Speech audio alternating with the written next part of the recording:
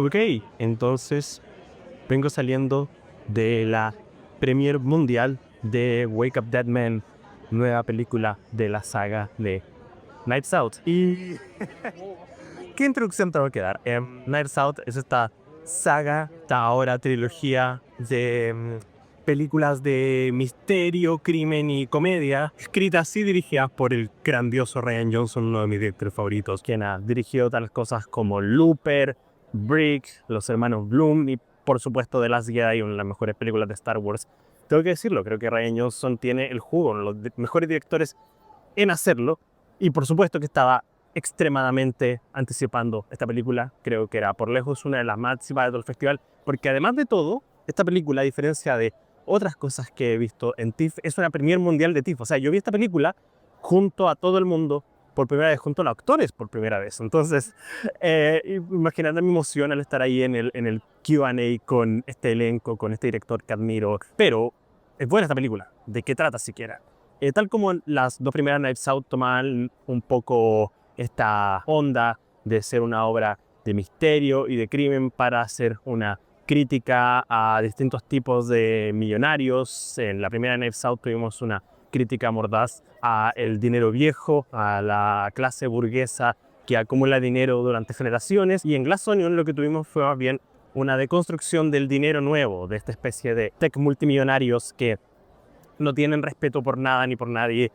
Y Wake Up Dead Man es una deconstrucción de la religión. Se trata esencialmente de Josh O'Connor, quien el protagonista de esta película, además de Benoit Blanc, interpretado por el grandioso Daniel Craig, es Josh O'Connor como un padre que es transferido a una iglesia en donde el sacerdote es Josh Brolin. Él empieza a notar que las relaciones dentro de esta iglesia son bastante tensas, que hay una sensación de un poco autoritarismo de parte del sacerdote que obviamente no es ideal y que aleja a más gente de la que mantiene dentro de la iglesia, y por otro lado, gente que se mantiene en la iglesia tiene una relación bastante hostil con el sacerdote o de alguna forma confirman pensamientos tóxicos que no deberían confirmar. Y ocurre, por supuesto, un asesinato que decanta en un misterio que pondrá a todos estos personajes unos contra otros. Me produce tanta alegría por decir que Rian Johnson lo hizo de nuevo. Él hizo una increíble película. Esta es genial, es una espectacular e increíble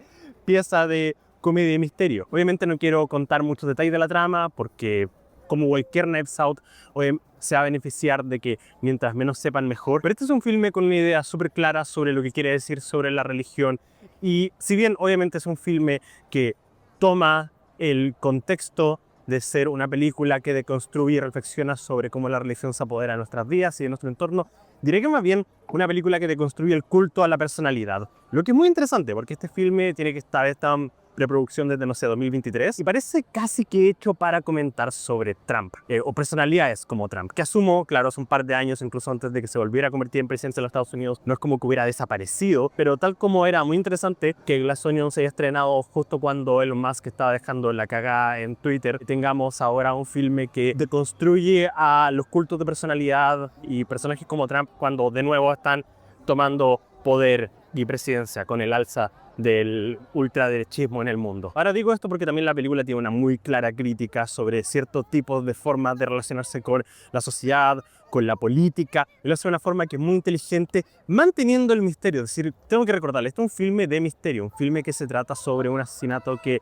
Benoit Blanc tiene que resolver, y el misterio es muy intrigante. Hay varios momentos en que tú piensas que sabes hacia dónde va y luego la película toma la alfombra bajo tus pies y sacude absolutamente todo. Pero de ninguna forma se siente como trampa. Rian Johnson realmente ha capturado de forma perfecta el cómo hacer obras de misterio que se sientan legítimas, que sientan que tienen sentido con lo que estamos viendo. Porque obviamente tengo que ver esta película más veces para poder confirmar mis sospechas, pero no diría que lo que aprendemos niega lo que hemos visto, como que hay agujeros obvios en la historia, sino que más bien a la película hace algo muy interesante, es que usa los beats de comedia y el montaje para enmascarar muchas de las cosas a las que le pudiste haber puesto atención en un inicio y que luego hacen el doble de sentido cuando entiendes y recontextualizas el misterio y cómo fue que estas cosas pasaron. Y eso es muy interesante y es muy entretenido. Esta es una película increíblemente entretenida. Y no al lado del elenco, esta película tiene un elenco masivo, de hecho, justo que va a pasar al lado del póster de Wake Up Dead Man. Tenemos a Daniel Craig, Josh O'Connor, Glenn Close, Josh Brolin, Mila Kunis,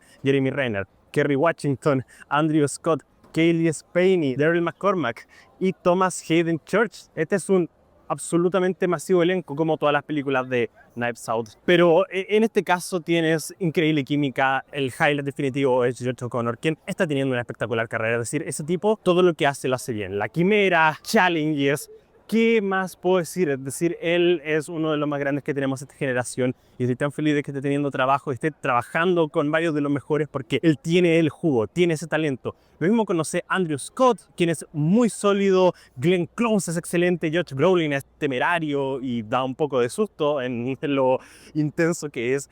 Y claro, hay una gran química entre el elenco, se siente muy refrescante, se siente muy entretenida, eso es lo mejor. Onda. Esta película, puedo equivocarme, pero es quizás la más larga de todas las Knives Out, dura algo así como 2 horas y media y se me pasó volando. Ahora, este filme no es perfecto, de hecho diría que es de forma muy leve la más débil de la trilogía y diría que eso está más bien dado porque la frescura que presenta esta saga siento que se va apagando con cada subsecuente película y parte de las cosas que hacían única a esta franquicia no son tan únicas cuando estamos en la secuela y en la tricuela, ¿me entienden? Pero también tengo que aceptar que estoy opinando de una película cuyo gran logro se basa en esas capas en la historia, esas capas en la dirección.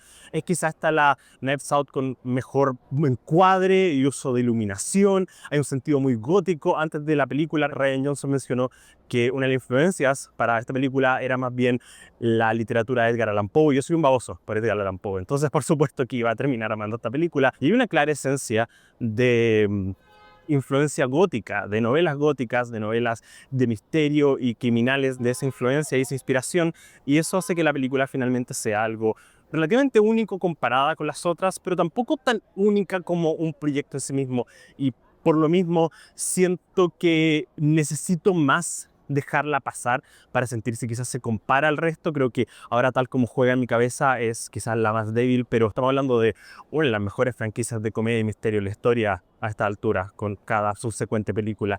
Una película que me es tan fácil recomendar, es decir, esto es tan sencillo como que se amaron la primera y la segunda van a amar esta. Es decir, no veo ningún universo en que puedan ver una película como Wake Up Dead Men habiendo amado las dos anteriores y decían que esta es la que no les gusta. Porque Rian Johnson quizás juega en piloto automático, pero él ha encontrado el jugo, ha encontrado la salsa, ha encontrado aquello que hace estas películas vibrar y conectar y hacer de algo que sea entretenido, sea enigmático, sea vibrante. Y como digo, si bien su crítica no es tan concreta como pasó con las otras dos películas que se sienten mucho más directas en lo que quieren decir, acá hay una reflexión sobre el culto a la personalidad y en particular en el contexto de la religión, a cómo muchas veces por este culto a la personalidad terminamos más aferrándonos a lo que una persona es versus a lo que sus ideales representan. Y en caso de la religión o de ser una persona religiosa o quizás conservadora incluso, como muchas veces estas personas se aferran más a las personas que siguen versus sus ideales, y a veces sus ideales terminan siendo contradictorios precisamente porque no creen en nada, creen en la persona, creen en el egomaniaquismo, creen en este ego gigante que tienen, que se apodera de todo el resto y termina destruyendo las pequeñas cosas buenas, lo que también hace que el final sea muy dulce. Hay momentos muy íntimos en esta película. Hay una escena en que George O'Connor conversa con una mujer a través de un teléfono que es un momento particularmente emocionante para una película que de todo sentido es una comedia, y también aprendemos más de Benoit Blanc. Creo que Daniel Craig, por supuesto, me tengo que decirlo, es increíble en este rol, ya tiene perfectamente dominado a este personaje y me encanta que se vaya a convertir en una de sus personalidades insignes de su carrera porque él es fenomenal en este rol, pero también es fascinante como este filme nos deja entrever un poquito más de su pasado, especialmente en el contexto de la religión, especialmente de lo que vamos aprendiendo en cada subsecuente película de él, y hay momentos de vulnerabilidad en Daniel Craig y él hace un espectacular rol. ¿Y qué puedo decir? Es decir, creo que terminaré haciendo otro video aparte para hablar de esta película con más detalles, pero así como estoy saliendo de este filme, creo que es una increíble, maravillosa película, de lo mejor que he visto en el festival hasta ahora. Muy feliz de haber podido verla en su premier mundial en TIFF. Y sí, anticipen esta película, porque si amaron las otras Knives Out, van a amar esta. Siento algo así como entre un sólido, un potente, 8 de 10. Así que, estamos llamados. Esta es una gran película. Y eso, díganme, ¿están anticipando este filme? Sigan pendientes de mi video, porque se viene más cobertura aquí, en vivo, en Toronto. Eso. Besitos, chau.